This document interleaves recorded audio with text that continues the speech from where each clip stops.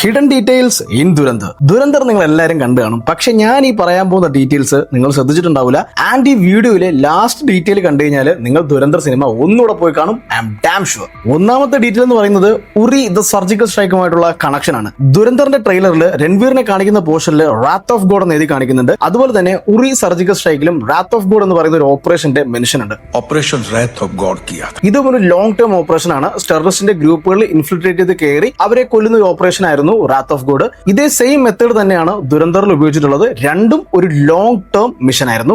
ഹംസ പാകിസ്ഥാനിലേക്ക് വരുന്നത് 2004 ആ സമയത്ത് ചെക്ക് പോസ്റ്റിൽ പാസ്പോർട്ട് കൊടുക്കുമ്പോൾ അതിന്റെ കൂടെ ഹംസ ഒരു കറൻസി കൊടുക്കുന്നുണ്ട്. അത് 2004 പാകിസ്ഥാനിൽ യൂസ് ചെയ്യുന്ന കറൻസിയാണ്. 2005 ആ കറൻസി റീപ്ലേസ് ചെയ്യപ്പെട്ടു. അതുകൊണ്ട് തന്നെ സിനിമയിലെ 2008 സഞ്ജയ് ദത്തിന്റെ ക്യാരക്ടർ വരുന്ന സമയത്ത് 2005 ശേഷം റീപ്ലേസ് ചെയ്തിട്ടുള്ള പുതിയ നോട്ടാണ് കാണിച്ചിട്ടുള്ളത്. ഹംസയോട് എവിടെ നിന്നാണെന്ന് ചോദിക്കുമ്പോൾ ഹംസ രണ്ടുപേരോടും ഉത്തരവാണ് പറയുന്നത്.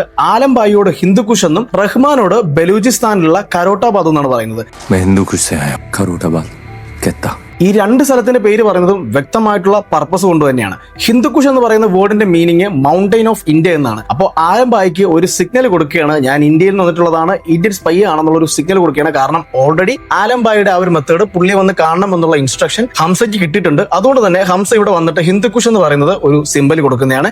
ആൻഡ് കരോട്ടാബാദ് ബലൂചിസ്ഥാൻ എന്ന് റഹ്മാനോട് പറയുന്നത് റഹ്മാനും അതേ പ്ലേസ് എന്നുള്ളത് തന്നെയാണ്. സോ അവിടെ ഒരു കണക്ഷൻ വർക്ക്ഔട്ട് ചെയ്യുന്നതിന് വേണ്ടിയിട്ടാണ്. അടുത്ത ഡീറ്റെയിൽ എന്ന് പറയുന്നത് ഈ വെടല വന്ന് ഒരു വെടലത്തരം കാണിച്ചു കഴിഞ്ഞിട്ട് പറയും ഇത് പെട്രോൾ ആണെന്ന്.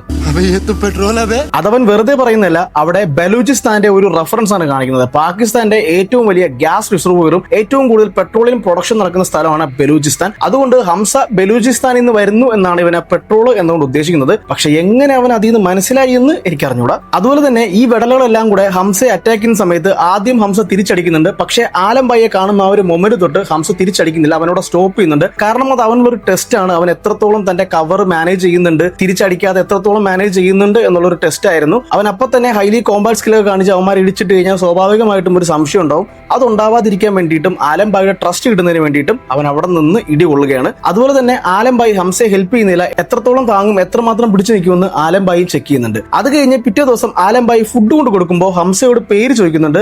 അപ്പോൾ ഹംസ അലി മസായി എന്നാണ് പറയുന്നത്. അത് കഴിഞ്ഞ് പുള്ളി വീണ്ടും സൗമ്യമായിട്ട് ഒന്നുകൂടെ ചോദിക്കുന്നുണ്ട്. അപ്പോഴും സെയിം നെയിമാണ് പറയുന്നത്. ഇതും ഒരു ടെസ്റ്റ് ആയിരുന്നു. കാരണം ഇത്രയും അടുപ്പത്തി ഒന്ന് ചോദിക്കുമ്പോഴും തന്റെ കവർ ബ്ലോ ചെയ്യോ ആ ഫേക്ക് ഐഡന്റിറ്റിയുമായിട്ട് എത്രത്തോളം ബ്ലെൻഡ് ആയിട്ടുണ്ട് എന്നറിയുന്നതിന് വേണ്ടിയിട്ട്. അടുത്ത ഡീറ്റെയിൽ എന്ന് പറയുന്നത് ആലംബായിയോട് ഹംസ സ്ഥലത്തിന്റെ പേര് ചോദിക്കുമ്പോൾ ആലംബായി സ്ഥലത്തിന്റെ പേര് പറയുന്നില്ല. ആൻഡ് ആ ടോപ്പിക്ക് കംപ്ലീറ്റ് ആയിട്ട് ചേഞ്ച് ചെയ്യുന്നുണ്ട്. പുള്ളി ഇന്ത്യയിൽ നിന്നുള്ളതാണോ, പുള്ളി ഇന്ത്യൻ സ്പൈ ആണോ എന്നുള്ള കംപ്ലീറ്റ് ഡീറ്റെയിൽ പുള്ളിയും അവിടെ മെൻഷൻ ചെയ്യുന്നില്ല. പുള്ളിയും തന്റെ ഫേക്ക് ഐഡന്റിറ്റി പുറത്തു വിടുന്നില്ല. പിന്നെ ഒരു ചെറിയ ഡീറ്റെയിൽ ആണ്, സിനിമ തുടങ്ങി അവസാനം വരെ അത് മെയിൻറ്റെയിൻ ചെയ്തിട്ടുണ്ട്. ഹംസയുടെ ഹെയർ ഗ്രോത്ത്. തുടക്ക സമയത്ത് ഹംസ പാകിസ്ഥാനിലേക്ക് വരുമ്പോൾ ഹെയറിന്റെ ലെങ്തും ലാസ്റ്റിലേക്ക് വരുമ്പോൾ ഹെയറിന്റെ ലെങ്തും കംപ്ലീറ്റ്ലി ഡിഫറെന്റ് ആണ്. ആ ഒരു ഇയേഴ്സ് പാസ് ചെയ്യുന്നത് ഹംസയുടെ ഹെയർ ഗ്രോത്ത് കൊണ്ട് തന്നെ അവിടെ ക്ലിയർ ആയിട്ട് കാണിച്ചിട്ടുണ്ട്. ഈ വെടലയെ കാണിക്കുന്ന എല്ലാ ടൈമിലും ഇവന്റെ കയ്യിൽ ഒരു ആപ്പിൾ ഉണ്ടാവും. ഹംസയെ ഇടിച്ചിട്ട് പോകുന്ന സമയത്തും റഹ്മാന്റെ മോനെ കൊന്നിട്ട് പോകുമ്പോഴും ഇവൻ ആപ്പിൾ കടിച്ചിട്ട് ആപ്പിൾ കൊണ്ടാണ് പോകുന്നത്. ഇവനെ ഗ്യാസ് കുറ്റി പൊട്ടിച്ച് കൊല്ലുന്ന സമയത്തും ഇവന്റെ വാ കെട്ടി വെച്ചേക്കുന്നത് ഒരു ആപ്പിൾ കൊണ്ടാണ്. ഒരു ആപ്പിൾ അവന്റെ വായിൽ സ്റ്റഫ് ചെയ്തിട്ടുണ്ട്. അടുത്ത ഡീറ്റെയിൽ എന്ന് പറയുന്നത് ആലംബായി റിസ്വാൻ എന്ന് പറയുന്ന വേറൊരു ഇന്ത്യൻ സ്പൈയെ ഹംസയ്ക്ക് പരിചയപ്പെടുത്തുന്നുണ്ട്. റിസ്വാൻ അർഷദ് പപ്പുവിന്റെ ഗ്യാങ്ങിലുള്ളതാണ്. അർഷദ് പപ്പു ഗഹ്മാന്റെ ഓപ്പോസിറ്റ് ഗ്യാങ് ആണ്. പക്ഷേ ദുരന്തർ 2 ട്രെയിലർ നമ്മൾ നോക്കിക്കഴിഞ്ഞാൽ റിസ്വാൻ ഹംസയുടെ കൂടെ നിൽക്കുന്ന കാണാം. മോസ്റ്റ്ലി സെക്കൻഡ് പാർട്ടിൽ അർഷദ് പപ്പുവിനെ കൊന്നതിന് ശേഷം അർഷദ് പപ്പുവിന്റെ ഗ്യാങ്ങിൽ നിന്ന് റിസ്വാൻ ഹംസയുടെ ഗ്യാങ്ങിലേക്ക് വന്നതാകാം. അതുപോലെ തന്നെ റഹ്മാന്റെ മോനെ കൊല്ലുന്ന ആ ഒരു മാരേജ് ഫംഗ്ഷനിൽ വെച്ചിട്ട് ഹംസ വന്നിട്ട് ആലംബായിയോട് പറയുന്നുണ്ട് എല്ലാവർക്കും ഓറഞ്ച് ജ്യൂസ് മതി, ഓറഞ്ച് ജ്യൂസ് കൂടുതൽ വേണമെന്നുള്ളത്. ഇത് പാകിസ്ഥാന്റെ ഒരു കൾച്ചറാണ് കാണിക്കുന്നത്. പാകിസ്ഥാനിലെ ഏറ്റവും പോപ്പുലർ ആയിട്ടുള്ള എല്ലാവർക്കും ഇഷ്ടമുള്ള ഒരു ഡ്രിങ്ക് ആണ് ഓറഞ്ച് ജ്യൂസ്. ആ ഒരു ഡീറ്റെയിൽ ആണ് അവിടെ കാണിച്ചിരിക്കുന്നത്. റഹ്മാൻ ഡക്കേത്തിന്റെ എൻട്രിക്ക് തൊട്ട് മുമ്പ് ഹോസ്പിറ്റലിലെ ബൾബുകളെല്ലാം ഫ്ലിക്കർ ആവുന്നുണ്ട്. ആ ഫ്ലിക്കർ കഴിഞ്ഞ് ബൾബ് അണയുന്ന സമയത്താണ് റഹ്മാൻ ഡക്കേതിന്റെ എൻട്രി വരുന്നത്. ഇതൊരു ആ ക്യാരക്ടറുടെ ഈവിൾ നേച്ചറാണ് കാണിക്കുന്നത്. നമ്മൾ നോർമലി ഹൊറർ സിനിമകളൊക്കെ കണ്ടു കഴിഞ്ഞാൽ അതിൽ ഈ സൂപ്പർ നാച്ചുറൽ എലമെന്റ്സ് അല്ലെങ്കിൽ ഹൊറർ എലമെന്റ്സ് ഒക്കെ വരുന്നതിന് തൊട്ട് മുമ്പ് ലൈറ്റ് ഫ്ലിക്കറിങ്ങോ അല്ലെങ്കിൽ ഇലക്ട്രിക്കൽ ഡിസ്റ്റർബൻസ് ഒക്കെ കാണിക്കാറുണ്ട്. അതൊരു ഈവിൾ പ്രസൻസ് അല്ലെങ്കിൽ ഒരു ഹൊറർ പ്രസൻസ് കാണിക്കാൻ വേണ്ടിയിട്ടാണ്. ഇവിടെയും റഹ്മാൻ ഡക്കേ എന്ന് പറയുന്ന ക്യാരക്ടർ ഒരു ഈവിൾ ക്യാരക്ടറാണ്, ഒരു മോശം ക്യാരക്ടറാണ് എന്ന് കാണിക്കുന്നതിന് വേണ്ടിയിട്ടാണ് ആ ഒരു ലൈറ്റ് ഫ്ലിക്കറിങ് അവിടെ ഉള്ളത്. ഹംസ റഹ്മാൻ ഡക്കേതിന്റെ ഗ്യാങ്ങിൽ കയറിയതിനു ശേഷം ഡോങ്ക ഹംസയ്ക്ക് ഇടയ്ക്ക് ഒരു സ്മോക്ക് ഓഫർ ചെയ്യുന്നുണ്ട്. പക്ഷെ ഹംസ ആദ്യം റിജക്ട് ചെയ്യുന്നുണ്ട്, പക്ഷെ അത് സ്വീകരിക്കുന്നുണ്ട്. അതുപോലെ തന്നെ ഹംസ ഗേൾഫ്രണ്ടിനോട് പറയുന്നുണ്ട് ഞാൻ മദ്യപിക്കില്ല, പുകവലിക്കില്ല എന്നൊക്കെ. ഹംസയുടെ ശരിക്കുള്ള ഐഡന്റിറ്റി നമ്മൾ എൻഡിൽ വെളിപ്പെടുന്നുണ്ട്. ഹംസ ഒരു സിഖാണ്. സിഖിസം കോൺസെപ്റ്റ് അനുസരിച്ച് ഇവർക്ക് ഈ പുകവലി, മദ്യപാനം എന്നുള്ള കാര്യങ്ങളൊക്കെ കംപ്ലീറ്റ്ലി ഫോർബിഡൻ ആണ്. ആ ഒരു കാരണം കൊണ്ടാണ് ഹംസ ഇതൊന്നും ഉപയോഗിക്കാത്തത്. പക്ഷേ അണ്ടർ കവർ ആണ്, ചില സമയത്ത് ഉപയോഗിക്കേണ്ടി വരും. അങ്ങനത്തെ പോയിന്റിലാണ് ഹംസ ഇതൊക്കെ ഉപയോഗിക്കുന്നത്.